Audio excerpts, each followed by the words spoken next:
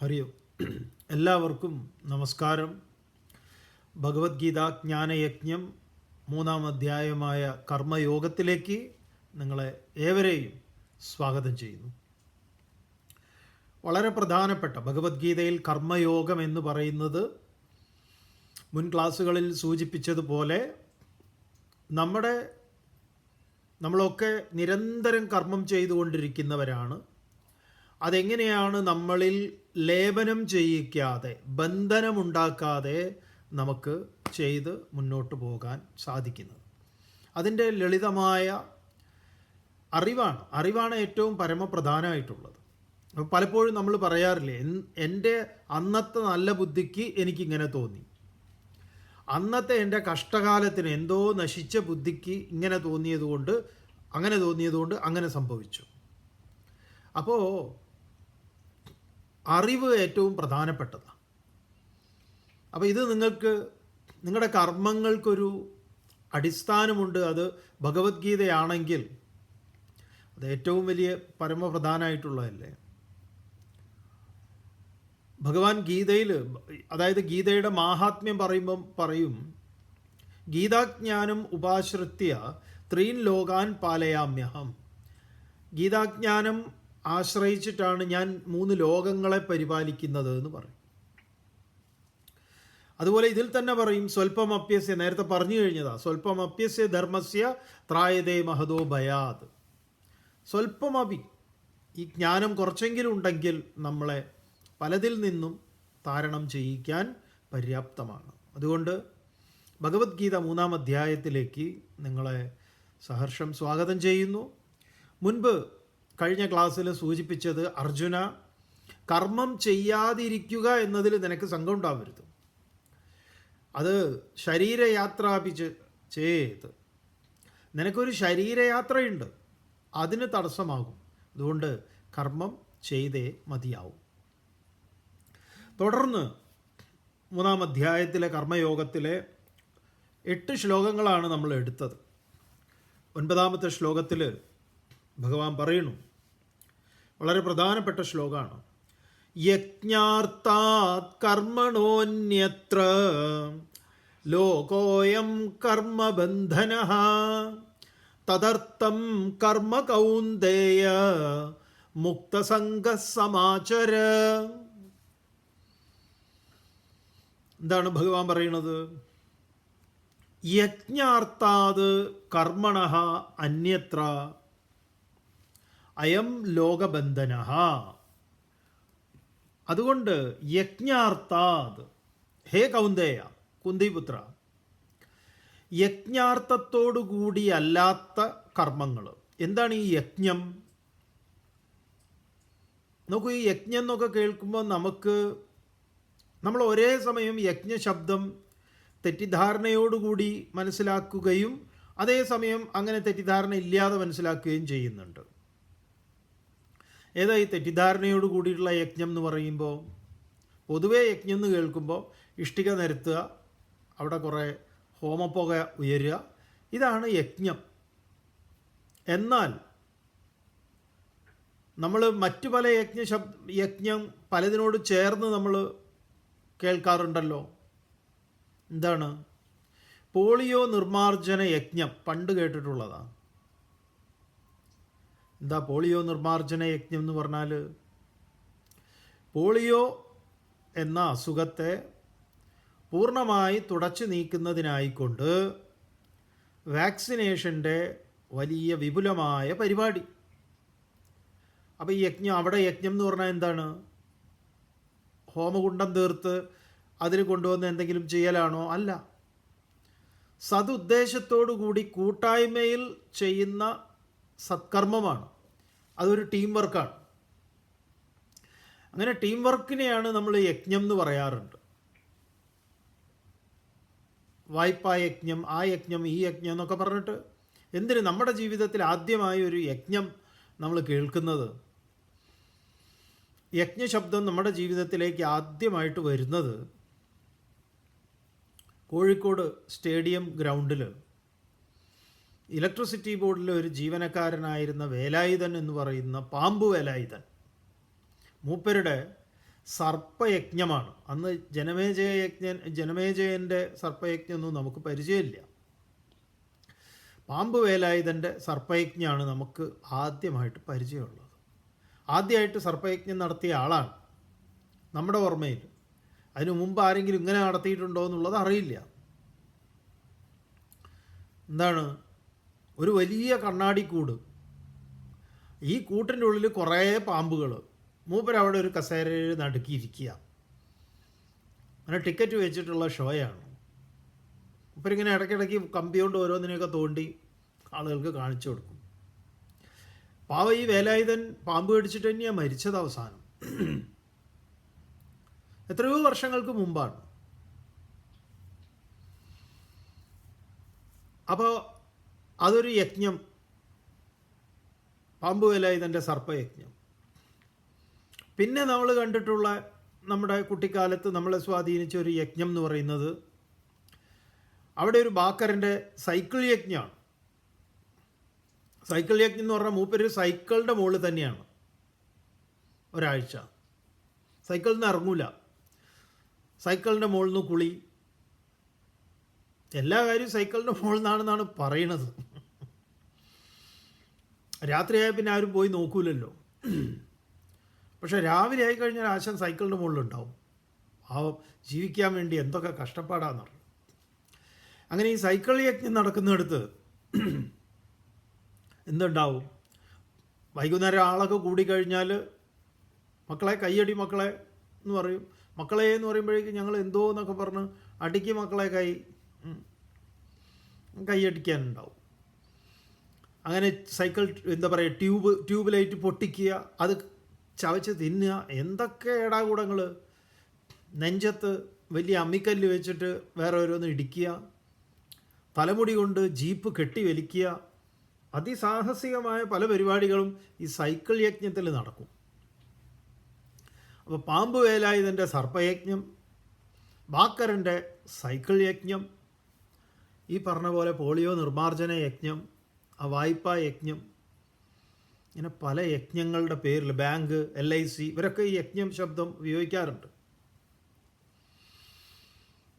അപ്പം യജ്ഞം എന്ന് പറഞ്ഞാൽ ഇനി വരാൻ പോകുന്നുണ്ട്. യജ്ഞത്തിൻ്റെ ഒരു പ്രകരണം തന്നെ വരുന്നുണ്ട്.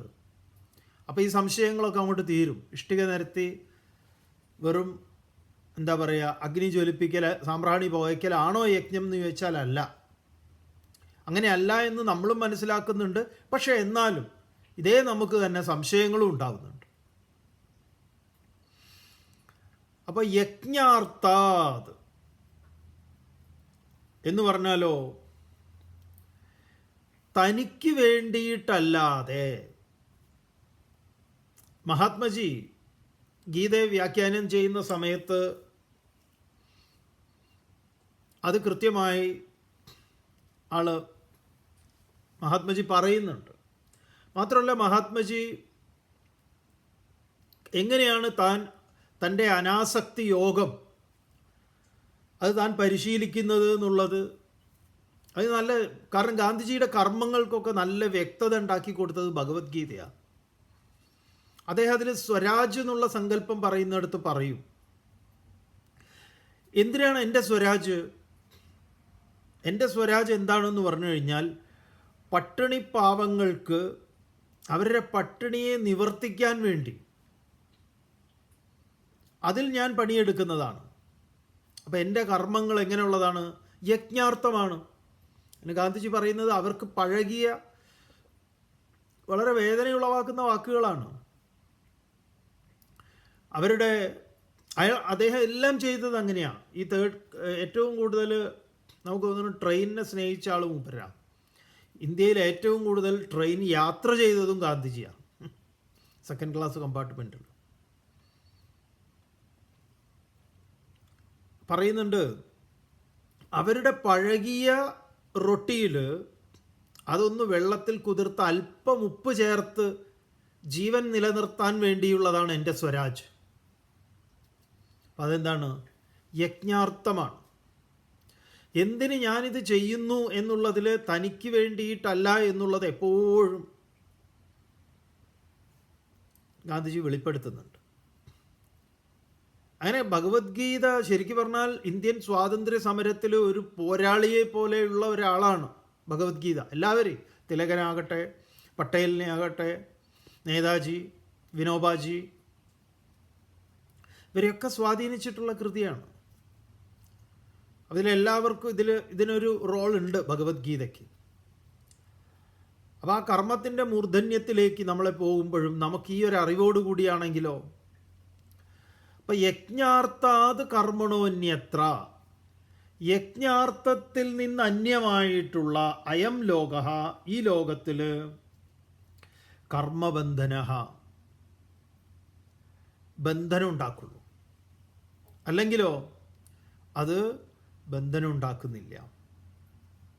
അപ്പം യജ്ഞാർത്ഥത്തോട് കൂടിയിട്ടുള്ളത് ബന്ധനം ഉണ്ടാക്കാത്തതാണ്. യജ്ഞാർത്ഥത്തോടു കൂടി അല്ല എങ്കിലോ അത് ബന്ധനം ഉണ്ടാക്കും. അങ്ങനെ ബന്ധനം ഉണ്ടാക്കുമ്പോഴാണ് അതിൽ രാഗദ്വേഷങ്ങൾ ഉണ്ടാവുന്നത്. അത് എന്നോട് അങ്ങനെ ചെയ്തില്ലേ എന്നുള്ളതൊക്കെ വരുന്നത് അങ്ങനെയാണ്. നിങ്ങളൊരു കാര്യത്തിന് വേണ്ടി പോകുമ്പോൾ, ഇപ്പോൾ ഒരു പിരിവിന് പോവുകയാണ്, എന്തിനാണ്? ഒരു നല്ല കാര്യത്തിനാണ്. ഞാൻ അവിടെ വരില്ല, ഞാൻ വരില്ല. കാരണം എന്താ പറയുക, തന്നിട്ടില്ലെങ്കിൽ അതൊരു മോശമാണ്. അതെങ്ങനെയാണ് മോശമാവുന്നത്? നിങ്ങളുടെ പേഴ്സണൽ കാര്യത്തിനല്ലല്ലോ ചോദിക്കുന്നത്. നമ്മൾ ആരുടെയും നമ്മുടെ വ്യക്തിപരമായിട്ടുള്ള ആവശ്യത്തിനല്ലല്ലോ. നമ്മളൊരു വായനശാലയ്ക്ക് നമുക്ക് എന്തായാലും ഒരു 5 സെൻറ്റ് സ്ഥലം ഇന്നാൾ ദാനമായിട്ട് തന്നിട്ടുണ്ട്. അത് അദ്ദേഹം രജിസ്റ്ററും ചെയ്ത് തന്നു. ഇനി എന്താ വേണ്ടത്? നമുക്കതിലൊരു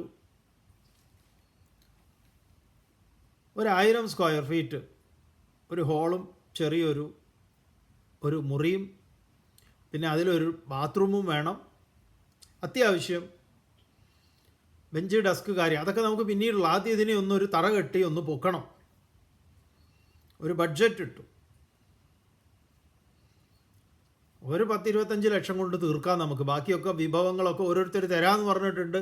ഇന്ന ആൾ ഫ്രീ ആയിട്ട് പണിയാമെന്ന് പറഞ്ഞിട്ടുണ്ട്, മണൽ തരാമെന്ന് പറഞ്ഞിട്ടുണ്ട്, അത് തരാം ഇത് തരാം എന്നൊക്കെ പറഞ്ഞു. അപ്പോൾ കുറച്ചൊക്കെ 25 കൊണ്ട് നമുക്കിതൊക്കെ ഒപ്പിക്കാം, നമുക്കിറങ്ങാം.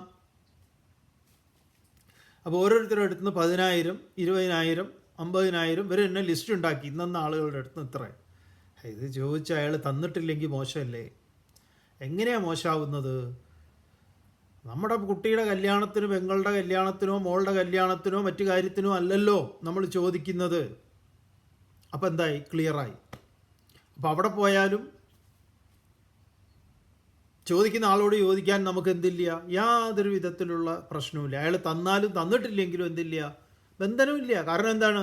യജ്ഞാർത്ഥാത്, ഒരു സതുദ്ദേശത്തിന് വേണ്ടിയാണ് നമ്മൾ, നമ്മുടെ വ്യക്തിപരമായ ആവശ്യത്തിന് വേണ്ടിയിട്ടല്ല. അങ്ങനെയാണെങ്കിൽ അത് എന്തുണ്ടാക്കുന്നില്ല? ബന്ധനം ഉണ്ടാക്കുന്നില്ല.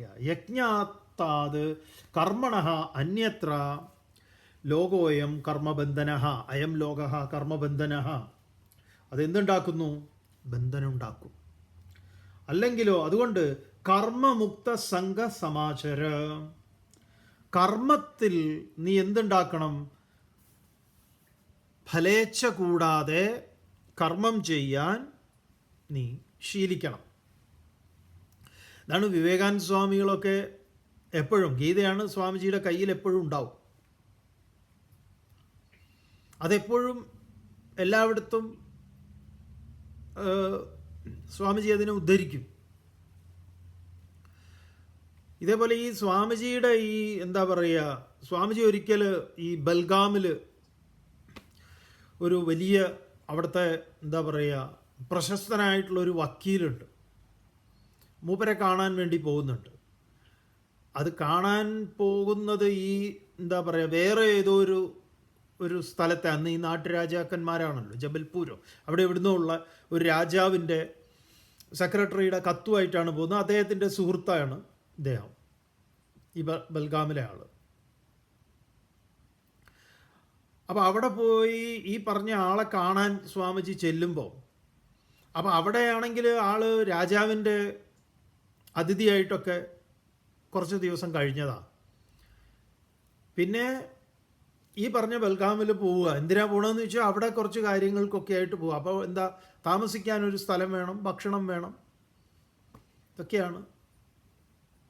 അപ്പോൾ ഇന്ന ആളുടെ അടുത്ത് പോയാൽ മതി, ഞാൻ എഴുത്ത് തരാം, അങ്ങനെ എഴുത്തുമായിട്ട് ചെല്ലുന്നതാണ്. ഈ ബാട്ടിയെന്നോ അങ്ങനെ എന്തോ പറഞ്ഞൊരാളാണ്, മൂപ്പരുടെ അടുത്ത് പോകുന്നതാണ്. അപ്പോൾ ആളുടെ അടുത്ത് ആ വീട്ടിൽ ചെന്ന് കതക് മുട്ടിയപ്പോൾ കതക് തുറന്നു നോക്കിയപ്പോൾ ഈ പറഞ്ഞ വക്കീൽ തന്നെയാണ് കതക് തുറന്നത്. വലിയ നിയമജ്ഞനാണ്, അവിടുത്തെ വലിയ പ്രശസ്തനൊക്കെയാണ്. അപ്പോൾ മൂപ്പര് ഈ മറാഠിയിൽ ചോദിച്ചു, ഈ വന്ന ആളെ കണ്ടിട്ട് വേഷം ഇതൊക്കെ കണ്ടിട്ട് അത്ര വലിയ ഇതൊന്നും, എന്താ പറയുക, വിവേകാനന്ദ സ്വാമികളോട് അങ്ങനെ ഒരു ഇതൊന്നും തോന്നിയിട്ടില്ല. മൂപ്പര് മറാഠിയിൽ ആ കായരെ കായ്പായ്ജെ എന്നുള്ള മട്ടിൽ, അതാണല്ലോ അവരുടെ ഒരു രീതി. ഈ ബോംബെയിലൊക്കെ പോയി കഴിഞ്ഞാൽ അവർ ആദ്യം ചോദിക്കുക കായരെ കായ് സങ്കേത്തില എന്നൊക്കെ പറഞ്ഞിട്ട്, കായ്പായ്ജെ എന്താ വേണ്ടത് എന്നൊക്കെ ആ മട്ടിൽ. കായരെ അരേ എന്ന് പറഞ്ഞിട്ടാണ് തുടങ്ങുക. രേ സംസ്കൃതത്തിലുണ്ട്. മറാഠി നല്ല നല്ല കൾച്ചറാണ്, ഉഷാറാണ് കാര്യങ്ങളൊക്കെ. ഇന്ത്യയിലെ എല്ലാ സംസ്കാരവും നല്ലത് തന്നെ ഇരിക്കട്ടെ. കാരണം എന്താണെന്നറിയോ, നമ്മൾ ഈ പ്രഭാഷണത്തിലൊക്കെ എന്തെങ്കിലും പറഞ്ഞു കഴിഞ്ഞ് പിന്നെ അത് മറാഠിയെ അധിക്ഷേപിച്ചു എന്നൊക്കെ പറഞ്ഞ് വെറുതെ അവർ സ്ലാങ്കാണ്. നമ്മൾ ബോംബെയിൽ കുറേ കാലം ഉണ്ടായിരുന്ന ആളാണ്, അതുകൊണ്ട് നമുക്കറിയാം. അവർ തുടങ്ങുമ്പോൾ തന്നെ അങ്ങനെയാണ് ചോദിക്കുക. എന്തെങ്കിലും ചോദിക്കുക, കായരെ എന്ന് ചോദിക്കും, എന്താടോ എന്താ വേണ്ടത്, കായ് പായിച്ചേ എന്താ വേണ്ടതെന്ന് ചോദിക്കും. അതേപോലെ സ്വാമിജിയോട് ചോദിച്ചു കായരെ കായ് പായിച്ചേ എന്ന്. അപ്പോൾ വിവേകാനന്ദ സ്വാമികൾ നല്ല ശുദ്ധ ഹിന്ദിയിൽ മറുപടി പറഞ്ഞു, എനിക്ക് ഇന്ന് ആളെ കാണണം എന്ന് പറഞ്ഞു. ഉപരി പറഞ്ഞു ഞാൻ തന്നെയാണ് അതെന്ന് പറഞ്ഞു. എന്നാൽ അങ്ങയുടെ സുഹൃത്തിൻ്റെ ഒരു കത്ത് എൻ്റെ കയ്യിലുണ്ട്, തരട്ടെ എന്ന് ചോദിച്ചു. ഏത് സുഹൃത്തിൻ്റെ? അപ്പോൾ രാജാവിൻ്റെ പ്രൈവറ്റ് സെക്രട്ടറി ആയിട്ടുള്ള ആളെ പേര് പറഞ്ഞു. അപ്പോൾ ഇയാൾക്ക് സംശയമായി, അങ്ങനെ ഒരാളുടെ എഴുത്തൊക്കെ ആയിട്ട് വരാൻ ഇവനാരടാ എന്നുള്ള മട്ടിൽ ഒരു സംശയമായിരുന്നു അദ്ദേഹത്തിന്. എന്തായാലും വീട്ടിലേക്ക് വിളിച്ച് അവിടെ ഒരു പായ വിരിച്ചു കൊടുത്തിട്ട് ഒരു കത്തെടുത്ത് കൊടുത്തു. അപ്പോൾ കത്ത് വായിച്ചപ്പോൾ കത്തിൽ ഇദ്ദേഹത്തിൻ്റെ സുഹൃത്ത് എഴുതിയത് ഗംഭീരമായിട്ടാണ്. സാധാരണ മൂപ്പര് അങ്ങനെ എഴുതാറില്ല, വളരെ പിശുക്കി അക്ഷരങ്ങൾ ഉപയോഗിക്കുന്ന ആളാണ്. അപ്പോൾ ഈ വിവേകാനന്ദ സ്വാമികളെക്കുറിച്ച് മൂപ്പർക്ക് എഴുതിയിട്ടും മതിയാവാത്ത വിധത്തിൽ എഴുതിയിട്ടുണ്ട്. എന്തായാലും വലിയ ഇതൊന്നും അദ്ദേഹത്തിന് ഈ വക്കീലിന് തോന്നിയിട്ടില്ല. നോക്കാം എന്നുള്ള മട്ടിൽ മൂപ്പര് പറഞ്ഞു, എന്തായാലും നമുക്ക് അങ്ങ് ഇത്ര ദൂരം വന്നതല്ലേ, എത്ര ദിവസം ഇവിടെ ഉണ്ടാവും എന്നുള്ളത് ചോദിച്ചവൻ പറഞ്ഞു, മൂപ്പര് അങ്ങോട്ട് പറഞ്ഞു 3 ദിവസമാണ്, 3 ദിവസം ഞാൻ ഉണ്ടാവും, 3 ദിവസത്തിൽ കൂടുതൽ സന്യാസിക്ക് അങ്ങനെ താമസിക്കാൻ ഇതില്ലാത്തതുകൊണ്ട് ഞാൻ 3 ദിവസം ഉണ്ടാവും എന്ന് പറഞ്ഞു. അപ്പോൾ ഇദ്ദേഹം മനസ്സിൽ വിചാരിച്ചു, 3 ദിവസം സഹിച്ചാൽ മതിയല്ലോ, എന്തെങ്കിലും ആവട്ടെ. ഏതായാലും അങ്ങ് കുളിച്ചു വരും, എന്നിട്ട് നമുക്ക് എന്തെങ്കിലും ഭക്ഷണം കഴിക്കാം എന്നൊക്കെ പറഞ്ഞു. വേറെ ഒരു അസിസ്റ്റൻറ്റ് വിദ്വാനും അവിടെ ഉണ്ട്, മൂപ്പരുടെ മോനോ ആരോ ആണ്.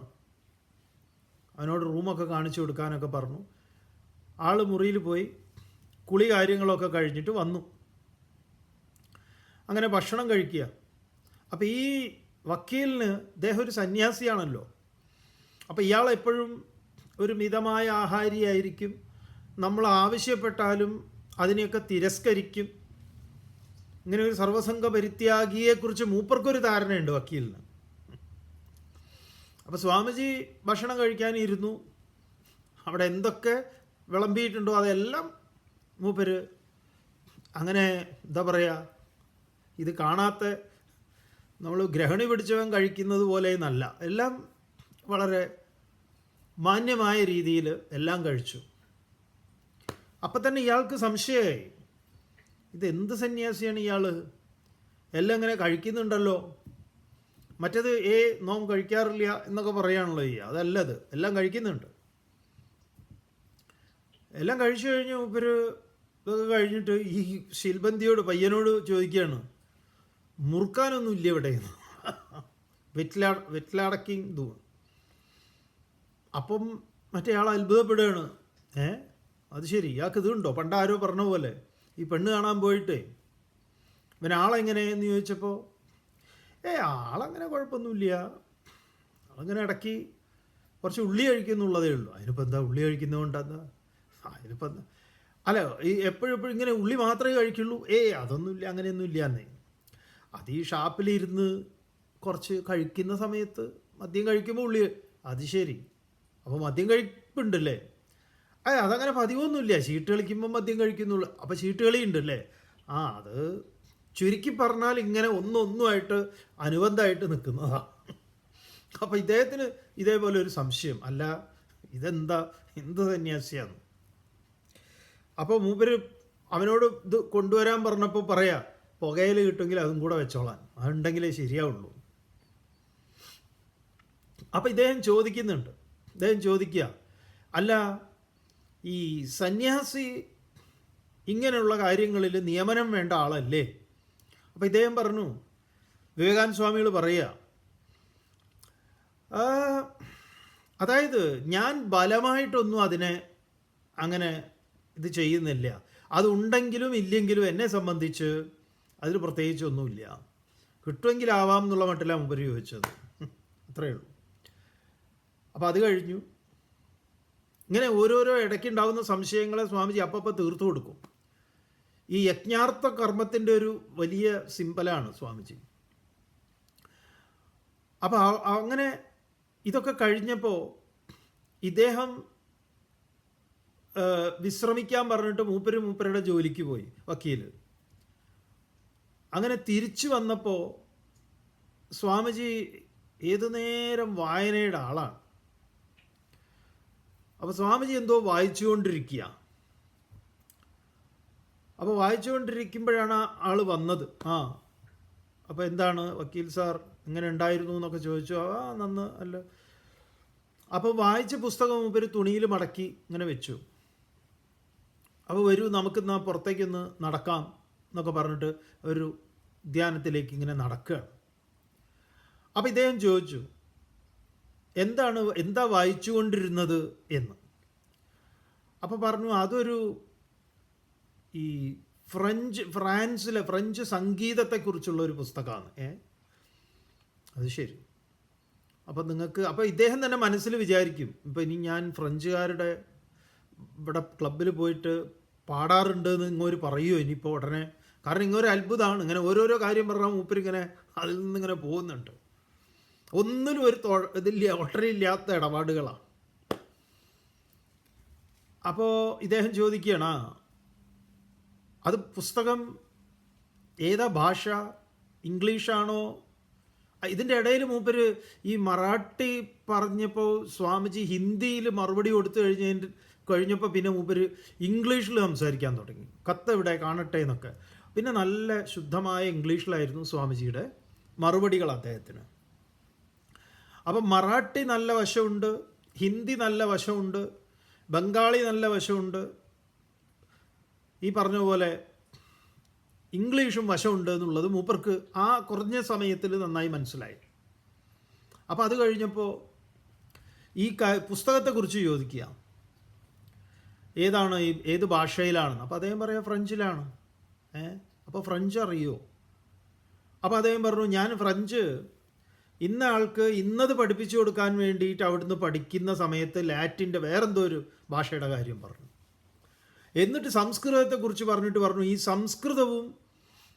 ഈ സംസ്കൃതം ഞാൻ ആലോചിച്ചിട്ട് സംസ്കൃതം ഇല്ലാത്തതാണ് നമ്മുടെ നാടിൻ്റെ ഒരു വളരെ ദുരിതാവസ്ഥ എന്ന് പറയാം. സംസ്കൃതം വേണ്ടത്ര പഠിക്കുന്നില്ല.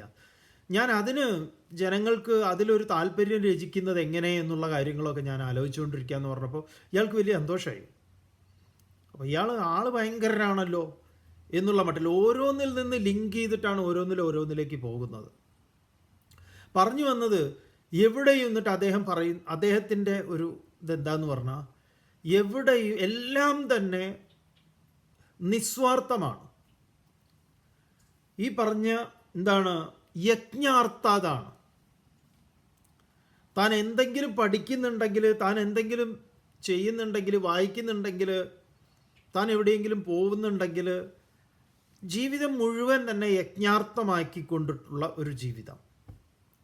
വിവേകാനന്ദ സ്വാമികളുടെ ഒരുപാട് ഓരോന്ന് പറയാൻ തുടങ്ങുമ്പോൾ നമുക്ക് ഓരോരോ ഇൻസിഡൻറ്റുകൾ ഉണ്ടാവും.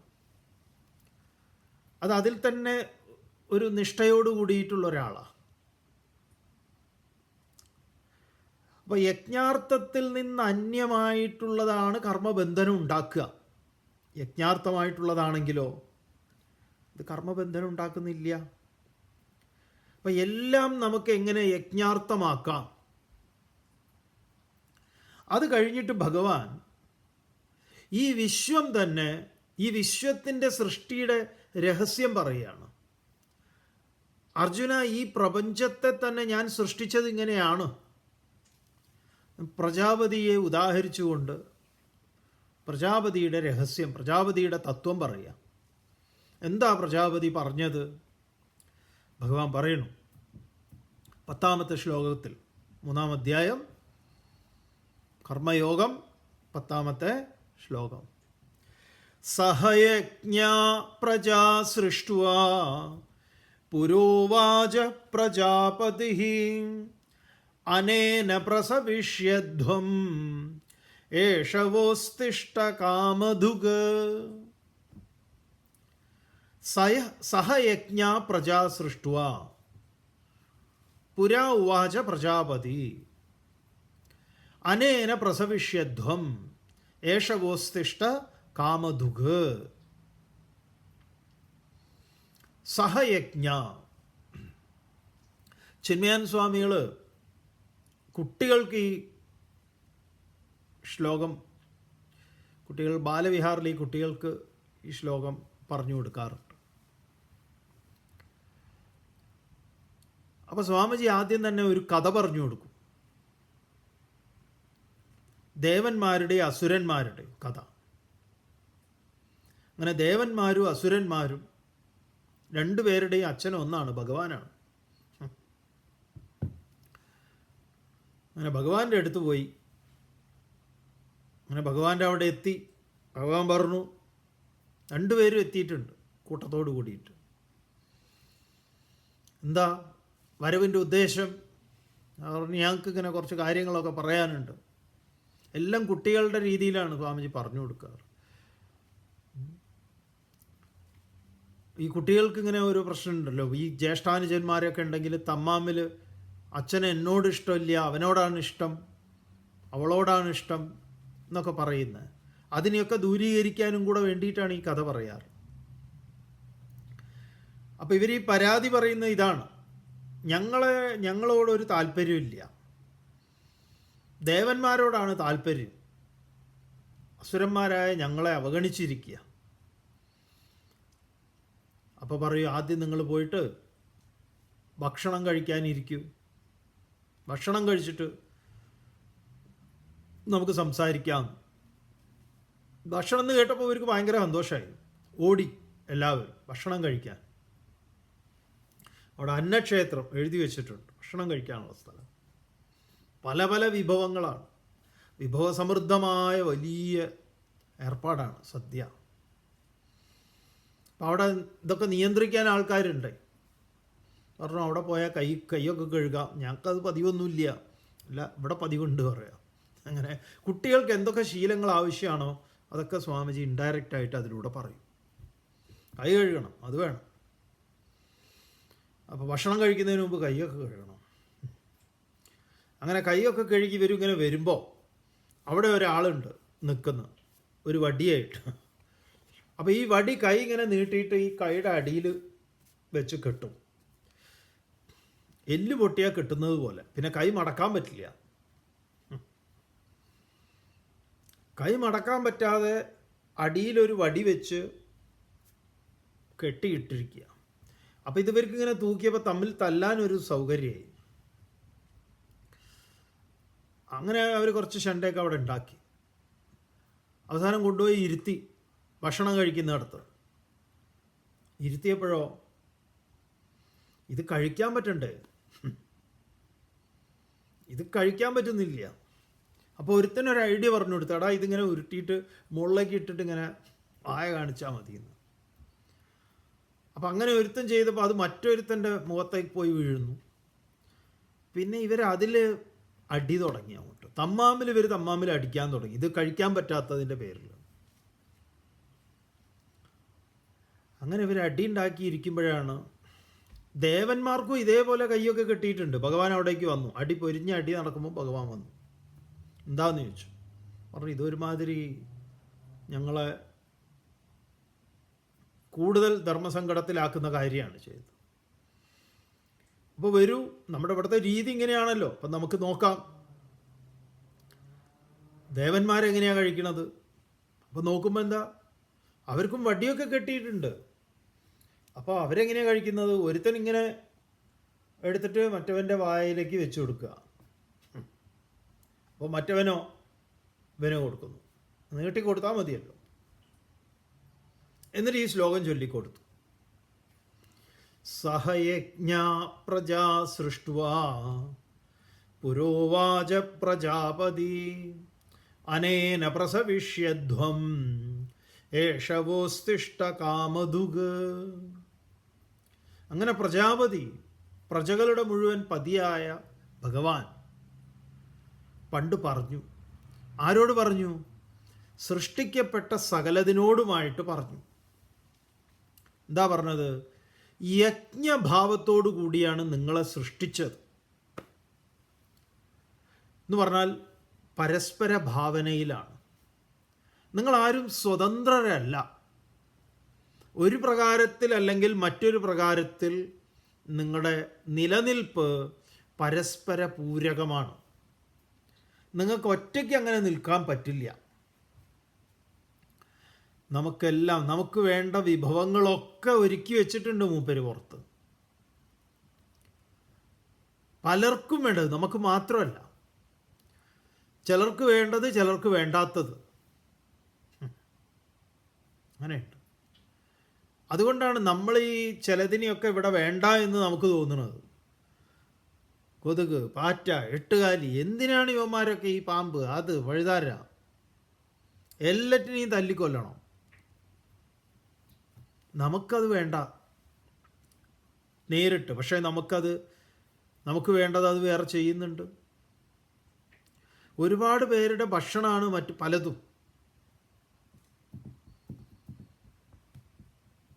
വൈക്കം മുഹമ്മദ് ബഷീറിൻ്റെ ഭൂമിയുടെ അവകാശികൾ, അതിൽ ഈ യജ്ഞം, ആ യജ്ഞ സ്പിരിറ്റ് ഉണ്ട്.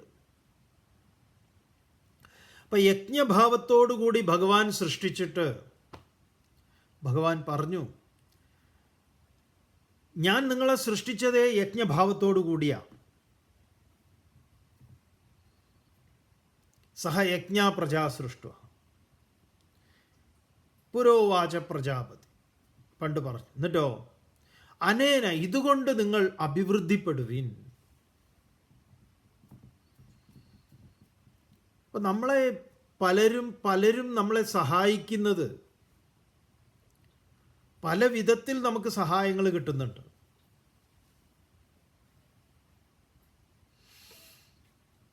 ഒരിക്കൽ ഒരു വീട്ടിൽ രാത്രിയായപ്പോൾ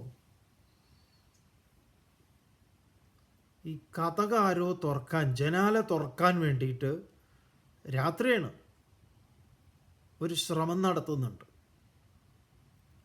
കള്ളനാണെന്ന് തോന്നുന്നുണ്ട്. അല്ലാതെ വേറെ ആരും തുറക്കാൻ ശ്രമിക്കില്ലല്ലോ. അപ്പം ഈ ഭാര്യ ഇങ്ങനെ ഈ ശ്രമം മനസ്സിലാക്കി, ആരോ കതക് തുറക്കാൻ ശ്രമിക്കുന്നുണ്ട്. അപ്പോൾ ഭർത്താവിനെ വിളിച്ചു, ചേട്ടാ ചേട്ടാ ചേട്ടാ ചേട്ടാ ചേട്ടാ, എന്താ ആരോ കതക് തുറക്കാൻ ശ്രമിക്കുന്നുണ്ട്, ജനാല തുറക്കാൻ ശ്രമിക്കുന്നുണ്ട്.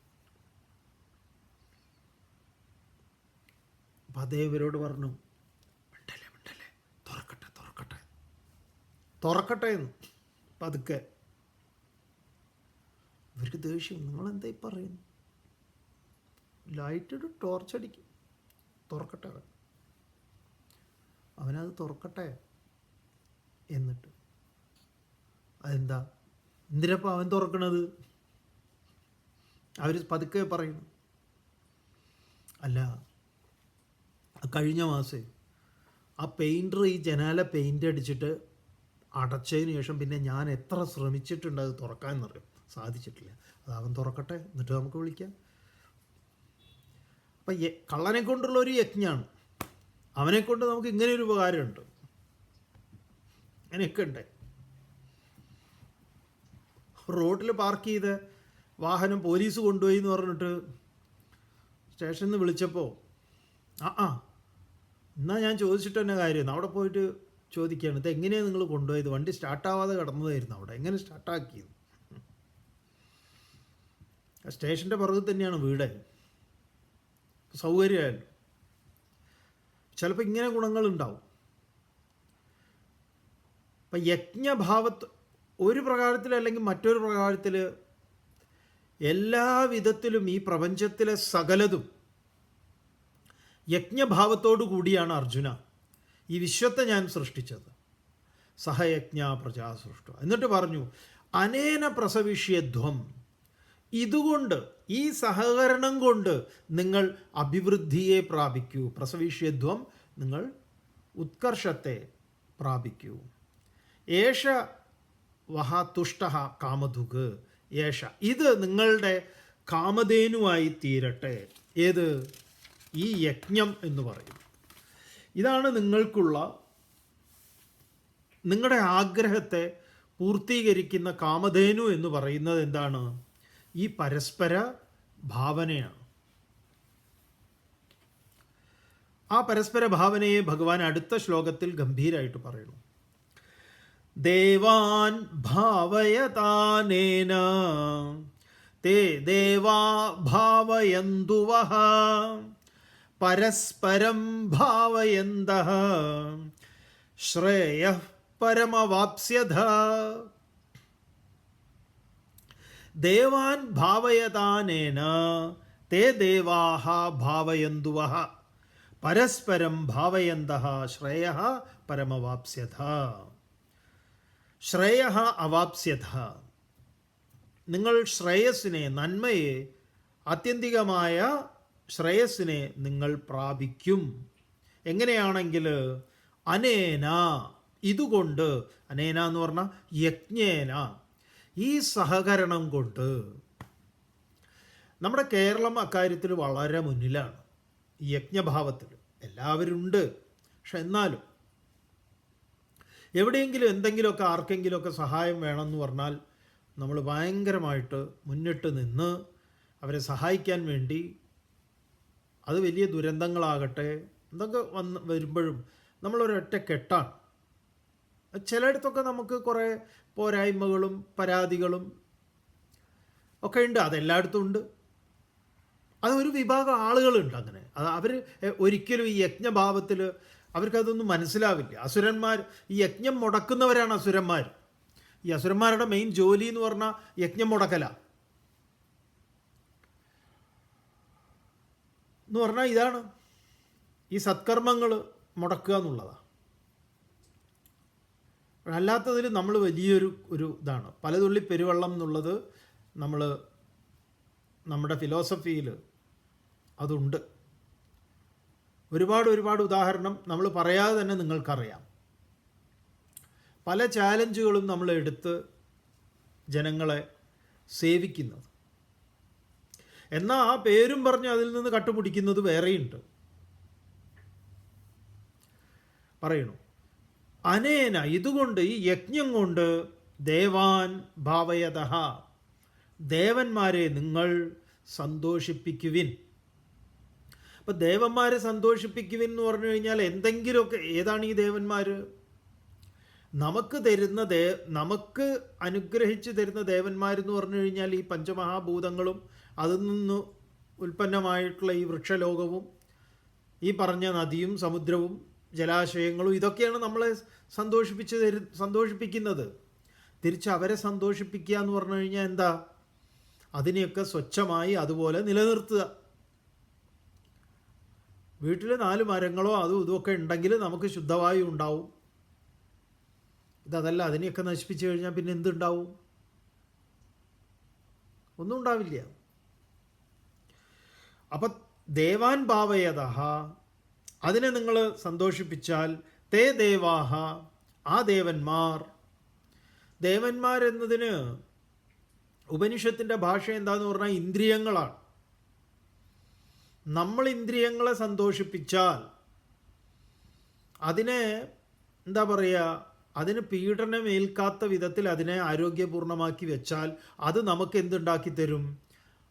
കണ്ണ് കാണിക്കും, കാത് കേൾപ്പിക്കും, ഇത്യാദി കാര്യങ്ങളൊക്കെ നന്നായിട്ട് നടക്കും മുറക്കി. അല്ലെങ്കിലോ തകരാറിലാവും.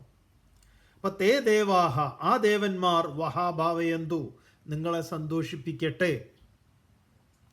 ഇങ്ങനെ പരസ്പരം ഭാവയന്തഃ, നമ്മളത് ചെറിയ വ്യത്യാസത്തിൽ പരസ്പരം പാരയന്തഃ എന്നാക്കിയിട്ടുണ്ട്. പരസ്പരം പാര വെച്ചുകൊണ്ട്, ഇവിടെ പരസ്പരം ഭാവയന്തഃ.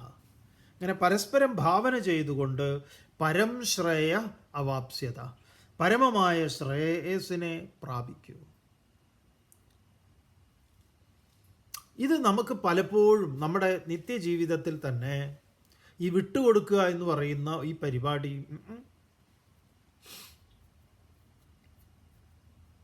നമുക്ക് ഓർമ്മയുണ്ട്.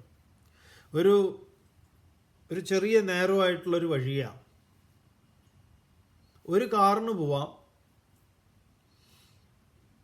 ആ ഒരു കാറ് വരുമ്പോൾ, കാർ മുന്നോട്ട് പോകുമ്പോൾ ഒരു സ്കൂട്ടറിന് പോലും പോകാൻ പറ്റില്ല. അത്ര കൃത്യമായ ഒരൊറ്റ വഴിയാണ്. എവിടെയാണ് അങ്ങനെ ഒരു വഴി എന്ന് ചോദിച്ചാൽ കോട്ടയത്താണ്. കോട്ടയം NSS വർക്കിംഗ് വിമൻസ് ഹോസ്റ്റലിൻ്റെ അവിടുന്ന്, അത് തിരുനക്കര ക്ഷേത്രത്തിൻ്റെ പിറകിൽ നേരെ താഴേക്ക്, അവിടെയായിരുന്നു നമ്മുടെ ചിന്മയ മിഷൻ. അപ്പോൾ ആ വഴി ഒരൊറ്റ ഇതാണ്. അപ്പോൾ ഒരു വണ്ടി താഴേന്ന് വരുന്നുണ്ടെങ്കിൽ മുകളിൽ നിന്ന് വരുന്ന ഏതെങ്കിലും വണ്ടി ഉണ്ടെങ്കിൽ അത് അപ്പം മാറ്റി വെക്കണം, എന്നാലേ ഇതിനങ്ങോട്ട് കയറാൻ പറ്റുള്ളൂ. അങ്ങനെ എത്രയോ വഴികൾ നമ്മുടെ നാട്ടിലുണ്ടല്ലോ. ഒരു അഡ്ജസ്റ്റ്മെൻറ്റിലാണ് അത് പോവുക. ഈ ഹിമാലയത്തിലേക്ക് പല വഴികളും അങ്ങനെയാണ്. അത് നന്നായി രണ്ട് കൂട്ടർക്കും അറിയുന്നതുകൊണ്ട് അവർക്കറിയാം ഇതങ്ങനെ മുന്നോട്ട് എടുത്താൽ നടക്കില്ല എന്ന്. അങ്ങനെ നന്നായി അറിയുന്ന അവിടെ ഒരിക്കൽ 2 ഓട്ടോറിക്ഷ മുഖാമുഖം. ഒരാൾ കയറി വരുന്നപ്പോൾ മറ്റേ ആൾക്ക് നിർത്താവുന്നതാണ്, മാറ്റിയിട്ട് കഴിഞ്ഞാൽ ഇയാൾ അങ്ങോട്ട് പോയിക്കോളും. അപ്പോൾ അവിടുന്ന് അവൻ ഭയങ്കര ഓണടി എന്നിട്ട് ഇങ്ങോട്ടേക്ക് വന്നു. 2 പേരും അവൻ നിർത്തിയിട്ട് ഇങ്ങനെ ബ്രും എന്നാക്കി കൊണ്ടിരുന്നു ഇവനൊരുത്തൻ. അപ്പോൾ മറ്റവൻ എന്ത് ചെയ്തു? വണ്ടി ഓഫാക്കി. അപ്പോൾ അതിൻ്റെ അർത്ഥം എന്താണ്? ഞാൻ പോകുന്നില്ല, നീ അങ്ങനെ വണ്ടി നീ അവിടെ റൈസാക്കിക്കൊണ്ടിരിക്കുക എന്നുള്ളതാണ്. അപ്പോൾ അത് കണ്ടപ്പോഴോ ഇവനും ഓഫാക്കി. അങ്ങനെ 2 പേരും ഇങ്ങനെ ഇരുന്നു അതിൽ, അങ്ങോട്ടും ഇങ്ങോട്ടും നോക്കിയിട്ട്. പരസ്പര ഡയലോഗൊന്നുമില്ല. കുറച്ച് കഴിഞ്ഞപ്പോൾ ഒരുത്തൻ ഈ സൈഡിൽ നിന്ന്, ഈ സീറ്റിൻ്റെ സൈഡിൽ നിന്ന് പേപ്പർ എടുത്ത് വായിക്കാൻ തുടങ്ങി. എന്നാ ആലോചിച്ച് നോക്കണേ, വണ്ടി നിർത്തിയിട്ടിരിക്കുക. അപ്പോൾ അത് കൊടുക്കുന്ന മെസ്സേജ് എന്താണ്? എനിക്ക് വലിയ തിരക്കൊന്നുമില്ല, വേണമെങ്കിൽ നീ എടുത്തോ, ഞാൻ എടുക്കൂല എന്നാ. അപ്പോൾ ഇവൻ പേപ്പറും ഇങ്ങനെ വായിക്കാൻ തുടങ്ങി. അപ്പോൾ മറ്റവൻ ഇറങ്ങി. ഇതിപ്പോൾ എന്തെങ്കിലും അടി നടക്കുന്നു. മറ്റവൻ ഇറങ്ങിയിട്ട് മറ്റവനോട് പോയിട്ട് പറയാണ്, അതെ ഇത് വായിച്ചു കഴിഞ്ഞാൽ ഒന്ന് തരണേ എന്ന്. എന്തിനാ? എനിക്ക് വായിക്കാൻ, അവന് വായിക്കാൻ. അവസാനം നാട്ടുകാരെ ഇടപെട്ട് വണ്ടി എടുപ്പിച്ചു. അതാണ് കാര്യം. പക്ഷെ ഇങ്ങനെയാണ് നമ്മൾ പരസ്പര ഭാവന ഒരു ഭാഗത്തുണ്ടെങ്കിൽ ഒരു ഭാഗത്ത് ഇങ്ങനെയുള്ള കാർക്കശ്യമാർന്ന സ്വഭാവമുണ്ട്. അത് വേണ്ടാന്ന് പറയും. ചിലർ ഇക്കാര്യത്തിലൊക്കെ വളരെ മിടുക്കന്മാരാണ്. കൊണ്ടുപോയി സൈഡാക്കി നിർത്തി വേഗം എവിടെയാണോ അവരുടെ ആ ഗ്യാപ്പ് അവിടെ നിർത്തും. മറ്റേയാൾക്ക് വിദ്വാൻ അറിയാം ഞാൻ ഇനി മുന്നോട്ട് വന്നാൽ ബുദ്ധിമുട്ടാണ്, അപ്പോൾ അവിടെ ഒന്ന് നിർത്തിയാൽ മതി. എന്തോ ഇവൻ്റെ അഹങ്കാരം സമ്മതിക്കുന്നില്ല ഇവനെ കൊണ്ട് ബ്രേക്ക് ചവിട്ടാൻ. അങ്ങനെ ഒരു വലിയ ദോഷമുള്ള ആൾക്കാരാണ് നമ്മുടെ മലയാളികൾ. ഒരു കൃത്യമായ ഒരു ട്രാഫിക് മാനറിസം തീരെ ഇല്ലാത്തതാണ്. അപ്പോൾ ട്രാഫിക്കിൽ ഇത് ആവശ്യമല്ലേ? തീർച്ചയായിട്ടും. അല്ലാതെ ഇത് വെറും ഒരു യജ്ഞകുണ്ടോ ഹോമകുണ്ടത്തിൽ വേണ്ടതല്ല. നമ്മുടെ നിത്യജീവിതത്തിൽ ഈ പറഞ്ഞത് എങ്ങനെയാണ്?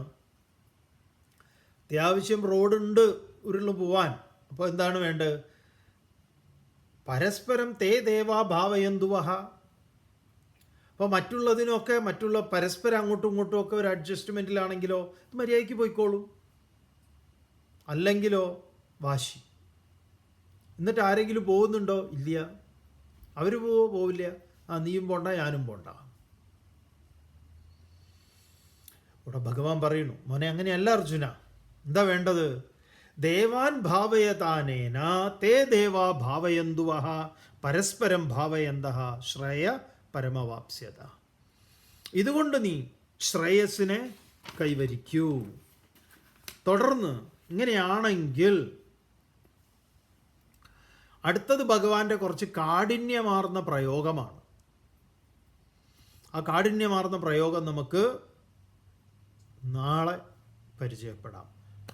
ഓം പൂർണ്ണമദഃ പൂർണ്ണമിദം പൂർണ്ണാത് പൂർണ്ണമുദച്യതേ പൂർണ്ണസ്യ പൂർണ്ണമാദായ പൂർണ്ണമേവാവശിഷ്യതേ.